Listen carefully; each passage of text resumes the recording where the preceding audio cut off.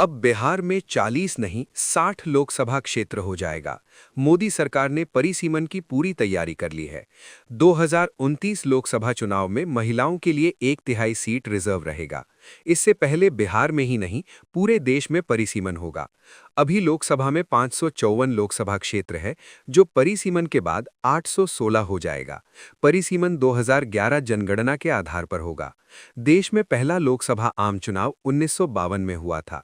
तब बिहार में लोकसभा के कुल 44 सीटें थीं। 1973 में पहली बार परिसीमन हुआ तो सीटों की संख्या बिहार में बढ़कर 54 हो गया। लेकिन 2000 में झारखंड बिहार से अलग हो गया। फिर बिहार में सीटों की संख्या घटकर 40 हो गई। 73 में 44 से बढ़कर 54 हो गया था, मतलब 10 लोकसभा के सीट बढ़े थे। अब परिसीमन के बाद 20 सीट बढ़ जाएगा। इस बढ़े हुए सीटों में से मतलब 60 सीटों में 1/3 सीट महिलाओं के लिए रिजर्व हो जाएगा। लोकसभा के नए भवन में सांसदों के सीट बढ़ाकर 850 से अधिक कर दिया गया है। तभी से अटकलें लगाई जा रही थीं कि लोकसभा में सीटें बढ़ेंगी और 2029 लोकसभा चुनाव से पूर्व परिसीमन देश में होगा। अब इसकी तैयारी मोदी सरकार ने कर ली है। मधुबनी में 2 लोकसभा क्षेत्र की जगह 3 या 4 सीट हो जाएगा।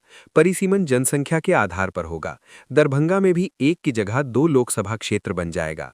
इससे आम लोगों तक पहुंचने में सांसदों को सहूलियत होगा और आज जितने लोग एक सांसद के साथ जुड़े हैं वो कम हो जाएगा। इसका लाभ आम जनों को मिल सकता है और सांसद भी अपने क्षेत्र की जनता तक पहुंच सकेंगे। कुल मिलाकर बिहार और मिथिलांचल के लिए ये बड़ी खुशखबरी है कि यहाँ सांसदों की संख्या बढ़ जाएगा, जिसमें महिला सांसदों की भी संख्या बढ़ जाएगी। परिसीमन के बाद महिला सांसदों की संख्या बढ़कर 243 हो जाएगा। इधर देश के विपक्षी दलों ने सरकार से मांग की है, महिला आरक्षण को लागू करने के लिए सर्वदलीय बैठक विधानसभा चुनाव के बाद बुलाई जाए। इस बिल पर गहन विमर्श हो ताकि 2029 से महिलाओं को इसका लाभ मिले।